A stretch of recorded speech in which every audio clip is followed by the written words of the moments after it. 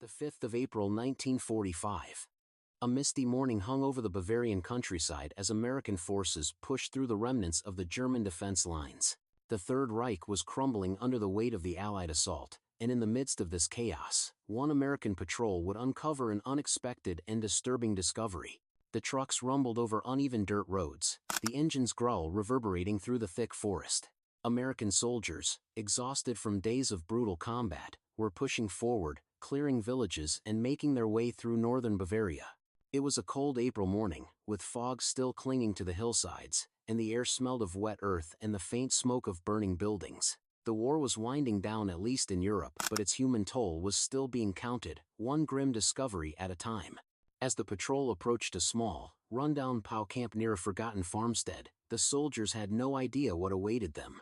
The camp was not heavily fortified, nothing like the ones they had encountered on the front lines, but there was something unsettling about the place. A handful of disheveled German soldiers manned the perimeter, some too young, others far too old to still be in uniform.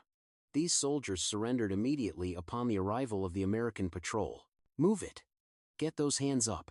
Sergeant Bill Rourke barked, his voice rough and commanding, as he led the way into the camp. It wasn't the Germans that would trouble them that morning, though.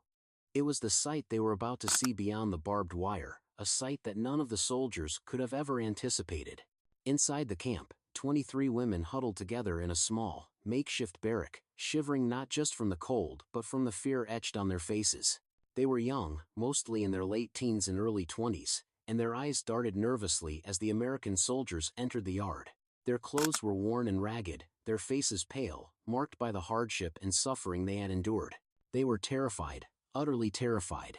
At first, the American soldiers thought they had stumbled upon a group of collaborators, women who had sided with the Nazi regime during the war. The soldiers had encountered such individuals before, and it was not uncommon for local women to have been coerced or complicit in supporting the Nazi war effort. The women in front of them, however, looked nothing like the cold, calculating figures they had encountered in previous camps. Their wide eyes and trembling hands told a different story. Sergeant Rourke, a seasoned veteran of the war, moved cautiously toward them. The women's reaction was immediate. They shrank back from the soldiers, fear flooding their expressions. Then, one of them, a young woman no older than 18, stepped forward, her hands raised in a defensive gesture. In a shaky voice, she cried out in broken English, "We won't take our clothes off, we won't." Her words hung in the air, confusion and shock rippling through the soldiers as they tried to process the situation. These women were not collaborators. They were victims of the same brutality they had been fighting against. Bill Rourke's heart sank as he took in the women's fragile appearance. It quickly became apparent that they were not just prisoners of war, but also comfort women, a horrific term used by the Nazi regime to refer to women who were forced into sexual slavery to serve the soldiers. The realization was immediate, and it shook Rourke to his core. These women weren't soldiers, collaborators, or spies. They were the unspoken casualties of the war, exploited by the very system the Americans had been fighting to defeat. But what the soldiers did next, what they chose to do in that moment, would not only change the course of these women's lives, but also stand as a rare example of mercy in the chaos of a world at war. Hold on, Rourke muttered, holding up a hand to stop the others from advancing too quickly. "We need to understand what's going on here." The moment of hesitation allowed the soldiers to breathe, to reassess, and to realize they were facing something entirely different from their initial assumptions.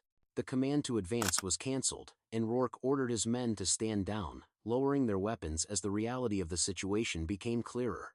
What they had stumbled upon was not a group of enemy combatants, but a group of women, humans, not enemies. One of the women, a taller figure with blonde hair matted with dirt, stepped forward and, through the tension-filled silence, whispered, we are not Nazis. We are victims. Please, no more." Her voice cracked as she spoke, the weight of the words crushing the soldiers. They had seen death and destruction on a scale that was almost incomprehensible, but this was different. In that moment, Sergeant Rourke's view of the war was forever changed. These women weren't just part of the war's tragedy, they had borne their own unimaginable suffering. They had been forced into roles they never asked for, enduring horrors most could never comprehend. Rourke nodded grimly to his men and then spoke softly to the women, his voice barely above a whisper. "You're safe now, you're not going to be harmed." It wasn't much, But it was the beginning of something more. The soldiers didn't know the full extent of the women's suffering, but they knew enough to understand that their roles in this moment had shifted. They were not conquerors here. They were protectors. The realization that they were standing among victims of a war that had already cost so much made Rourke uneasy. But he had made a promise, and he would keep it. The war had torn Europe apart, and even now, in the final days, the suffering would not stop. But there was still room for mercy, even in the darkest chapters. "Continue," he ordered, and the men began to set up a perimeter, their attention now divided between securing the camp and looking after the women. There was much to be done, but for now, their focus was on providing a brief respite, a moment of peace in a war-torn world. But as the soldiers moved on, leaving the POW camp behind, they could not forget the eyes of those 23 women. They had witnessed horrors unimaginable, yet in the end, they had found compassion from the very soldiers who had come to liberate them. The fog lifted as the hours wore on, and the reality of the situation settled over the American soldiers like a heavy weight. As they gathered the women together, trying to offer what comfort they could, Sergeant Bill Rourke's mind raced. What had he stumbled upon in this remote Bavarian camp? The faces of the women haunted him, and he needed answers. The truth was far darker than Rourke had imagined. The women had been forced into the role of comfort women by the Nazi regime, a practice eerily reminiscent of Japan's own infamous use of women for sexual slavery. These women, like thousands of others across Europe, had been taken from their homes, sometimes under the guise of being recruited for war work, only to find themselves imprisoned in brothels or camps, where they were subjected to unspeakable horrors.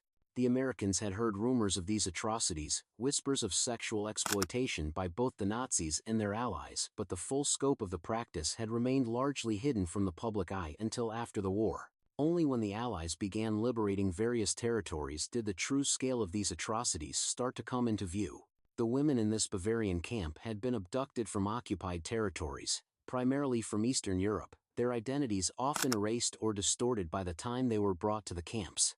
They had been held against their will by German officers, who had justified their actions as a necessary part of the war effort.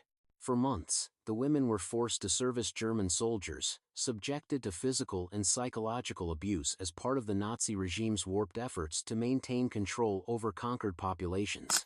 But now, in April 1945, these women were no longer prisoners of the Nazis. The war was nearly over, and the German military was in disarray. The Americans, advancing on all fronts, were liberating Europe. Yet, the war had left these women abandoned at the mercy of the soldiers who had captured them, left to face the aftermath of years of unimaginable cruelty. Sergeant Rourke learned that the women had been kept in squalid conditions, isolated from the rest of the camp's prisoners, who were predominantly male. They had no contact with the outside world, and their treatment had been an open secret among the German soldiers. For many of them, this was the only life they had known since being captured. A life built on fear, shame, and helplessness. The soldiers had been told they were being brought in for something akin to a prisoner exchange, or possibly for interrogation. But as Rourke and his men spoke with the women, they began to realize the depth of the nightmare they had lived through. Their voices, at first shaky and unsure, slowly grew stronger as they told their stories in fragmented English, or through their native tongues, which the soldiers struggled to understand. "We didn't ask for this," one woman said, her voice trembling but firm. "We were taken, forced, they made us do things we couldn't stop." The men, already scarred by the war and its violence, were left to process the gravity of the situation. How could they reconcile the brutality they had been trained to wage with the humanity they were now being asked to protect? Rourke's thoughts turned to the psychological toll the women must have endured. The trauma they had suffered was not just physical but emotional, and it would leave scars that no amount of time could erase. Yet in that moment, there was something even more striking than the horrors they had faced, something even more powerful than the overwhelming sadness that threatened to consume them. It was the look of relief in their eyes. The realization that these soldiers, the same men who had been at the front lines fighting a ruthless enemy, were offering them something that felt like mercy. The women weren't viewed as war spoils or trophies. They weren't going to be used again. For once, someone had seen them as human beings. Rourke, standing in the center of the camp, felt a deep sense of responsibility settle over him. This wasn't just a matter of capturing the enemy. This was about protecting people who had been dehumanized by the very force the soldiers had been fighting against. It was a strange and painful moment of reckoning. These women had suffered unimaginable horrors, And now, in the final days of the war, they were finding something they hadn't known in a long time. Safety. "You're safe now," Rourke repeated, his voice quiet but steady. It wasn't a promise that could undo the damage already done, but it was all he could offer them. The soldiers, still stunned by the discovery, began to make arrangements for the women's care. They needed medical attention, food, and shelter. This wasn't just a matter of securing the camp, it was about restoring some semblance of humanity to people who had been stripped of it for far too long. In the coming days, Rourke and his men would work to transport the women out of the camp, taking them to a nearby American-run facility where they would receive medical care and, perhaps, some semblance of normalcy. But the psychological scars of their past would linger long after the war was over. For these women, liberation had come too late. The soldiers, too, would be forever changed by what they had witnessed. In a war where everything seemed to hinge on survival and victory, the discovery of these women highlighted the finer lines between enemy and victim, and it raised unsettling questions about how the brutality of war could sometimes mask the deeper evils that lay within it. As the women were moved to safety, Rourke and his men couldn't help but reflect on the strange irony of it all. They had fought to destroy the Nazi regime, to end the suffering caused by tyranny. But in this camp, they had found that the true horror wasn't always in the battles fought with guns and bombs. Sometimes, the worst crimes were the ones committed in the shadows, unseen by the world.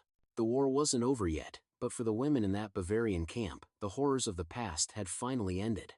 The question that remained was how they and the world would ever be able to heal from the scars left behind. As April turned to May and the war in Europe finally drew to a close, the world began to grapple with the staggering revelations of human suffering that had been hidden behind the iron walls of the Nazi regime. For the women rescued from the Bavarian POW camp, their trauma was far from over, but their story would become part of the broader narrative of reckoning with the crimes of war. The news of the camp's discovery spread quickly among the American soldiers. Word of the comfort women made its way through the ranks, a haunting reminder of the brutality that still lingered even in the final days of the war. While the soldiers did their best to provide for the women, it became clear that no amount of physical care could heal the deep emotional scars that had been carved into their souls. For Sergeant Bill Rourke, the events at the Bavarian camp would remain with him long after the war ended. He knew that he had seen something in those women's eyes that he could never forget, a silent plea for mercy, for humanity. But he also understood that he had been a witness to something even greater, the human capacity for resilience in the face of unimaginable suffering. In the weeks that followed, the women were taken to a nearby American-run refugee camp, where they were given medical care and a semblance of safety. However, their past was never far behind them. For most of them, the memories of what they had endured were too much to bear. Though they had been freed from their Nazi captors, the psychological toll would take years, perhaps decades, to begin to heal. The records, letters, and official documentation of the American military would reveal little about the women's lives before the war. In fact, the women's identities were often erased from history altogether. Their names were rarely written down, their stories buried beneath the weight of war. Many had been too terrified to speak of what they had experienced, silenced by shame and fear. It would be decades before the broader world began to understand the full scope of what had happened to them. The fate of these women became intertwined with the larger story of comfort women across Europe and Asia. In the post-war period, the world was slowly coming to grips with the horrific consequences of human trafficking during wartime. Trials for war criminals began in Nuremberg, and the horrors of the Nazi regime were finally being brought to light. Yet, despite the recognition of the crimes committed, the women who had been exploited remained largely invisible. Their stories were often silenced or ignored, even by the very powers who had liberated them. For the women who had been taken from the Bavarian camp, some would eventually return to their homes, but their lives were forever changed. The ones who had survived the war were left to rebuild what had been destroyed, not only in their bodies but in their very identities. For others, the aftermath of the war would prove too much to bear, and they would vanish into the shadows, their pain too great to overcome. But a few would find new lives, new identities, and a measure of peace, though none would ever forget the hell they had endured. As for Sergeant Bill Rourke, the war continued to shape his future. The events at the Bavarian POW camp never left his mind, and he would later find himself speaking out about the atrocities he had witnessed. But like so many others who had lived through the war, the trauma of his experiences was not something that could be easily forgotten. The war had changed him, just as it had changed the world. The soldiers who had encountered the comfort women at that camp in April 1945 had been part of a much larger reckoning, one that involved not only defeating an enemy but also confronting the darker side of human history. Rourke and his men had been witnesses to that moment, and though they may never have fully understood the depth of the suffering those women had endured, they had done something rare. They had chosen to respond with mercy and compassion, rather than revenge or disdain. In the years that followed, the fate of the women and their stories would gradually surface, thanks in part to the efforts of historians, human rights advocates, and survivors who refused to let the truth be forgotten. Their stories would be shared, recognized, and eventually memorialized as part of the broader historical narrative of World War II. But in that moment in April 1945, as Sergeant Rourke and his men stood in the misty Bavarian morning, they had unknowingly set in motion a process of healing that would extend far beyond the boundaries of that small camp. They had taken the first step toward recognizing the suffering of the women who had been treated as mere pawns in the cruel game of war. And in doing so, they had given them something priceless, a chance to be seen as human again. As the months passed and the war in Europe officially ended, the story of the comfort women would remain buried under the weight of global grief and the immediate post-war reconstruction. Yet, it was also in this silence that the world began to confront the darker side of wartime atrocities, stories long hidden and ignored. The women rescued from the Bavarian camp would have to wait many years before their suffering was recognized. While the American soldiers who had witnessed the scene in the Bavarian camp would go on to rebuild their lives, the broader world's response to the revelations of wartime sexual slavery remained fractured and delayed. In the immediate aftermath of the war, the focus was on Nuremberg trials and punishing the key figures responsible for the Holocaust and other military crimes. The stories of the victims, both the soldiers and civilians, were often overlooked in the rush to re-establish order. But some of those who had been liberated, including the women in the Bavarian camp, would eventually find their voices in the decades that followed. At first, the women had been too afraid to speak of their experiences, and for good reason. Many feared they would be blamed for their victimization, accused of complicity, or even ostracized by their communities for having been tainted by their abuse. It was a society where shame was still deeply rooted, especially when it came to wartime sexual exploitation. The world had seen the brutal battles, the occupation, and the horrors of concentration camps, but the suffering of women in these horrific situations had remained an uncomfortable truth hidden from public consciousness. Sergeant Rourke, back home in the United States, did not talk much about what had happened in Bavaria. He would mention it occasionally in passing, but the full extent of the story never seemed to leave his mind. Like so many of his comrades, he had experienced the devastation of the war firsthand, the countless lives lost, the buildings reduced to rubble, the landscapes scarred beyond recognition. But the image of those women, their faces filled with fear and uncertainty, remained a lingering scar on his own heart. His decision to act with mercy and compassion had been instinctual in the moment, but in the years that followed, he would often reflect on how rare such responses had been during the war. As the 1,950 seconds and 1,960 seconds passed, the world began to shift. The horrors of the Holocaust and the war's many atrocities were becoming widely acknowledged, but the plight of comfort women continued to be overlooked. It wasn't until the late 20th century that a broader movement began to unearth these stories. As survivors shared their accounts, and as advocacy groups and historians turned their attention to the issue, the public began to take notice. The recognition of their trauma became part of a larger conversation about the sexual violence women had suffered during the war, an issue that had often been buried under the dominant narratives of military heroism and political power. In 1993, the Japanese government officially acknowledged its role in the abuse of comfort women during World War II, issuing a statement of apology. Though the apology was not without controversy, it was an important step toward recognizing the long-silenced victims of wartime sexual slavery. Meanwhile, in Europe, similar efforts were being made to confront the legacy of Nazi exploitation, and the women who had survived such atrocities, including those in the Bavarian camp, began to speak more openly. But despite this progress, many survivors never saw justice or recognition during their lifetimes. Some of the women who had been liberated by the Americans in 1945 had passed away, their suffering never fully acknowledged by the world. Others continued to live in silence, haunted by memories that could never be erased. For the surviving women of the Bavarian camp, some were eventually able to find their voices. As survivors gathered in small groups and shared their stories, the scope of their trauma became painfully clear. They had been treated as little more than property, subject to the whims of those who were supposed to protect them, but who had instead subjected them to abuse and exploitation. The psychological scars they carried were as real as the physical ones, and yet, many of them continued to live in the shadows, largely unacknowledged. The survivors who did speak out were often met with both sympathy and skepticism. Some were applauded for their bravery, while others were met with disbelief or accusations of exaggeration. The world had never been ready to fully understand the scale of such exploitation, and even after the war, the stigma surrounding the women's experiences remained difficult to overcome.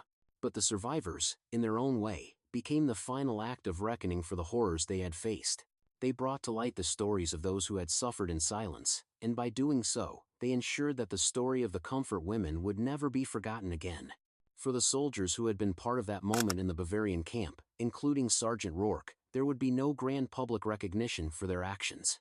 Their story, like so many others from the war, would remain largely untold.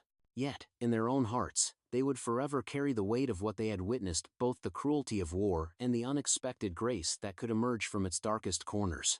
The legacy of the American soldiers who treated the women with dignity and care, who chose mercy instead of further violence, would remain a quiet, unsung testament to the humanity that could exist even in the most brutal of wars. They had seen something that many others had missed: the humanity of those who had been dehumanized by the war machine, and in that brief moment of compassion, they had offered a glimpse of hope in a world overwhelmed by suffering. In the years that followed, the women's stories would be told. The stories of their suffering, their survival, and the American soldiers who had extended their compassion would become part of the broader historical narrative, a story that reminded the world that even in the most brutal conflicts, humanity could still be found, if one was willing to look for it.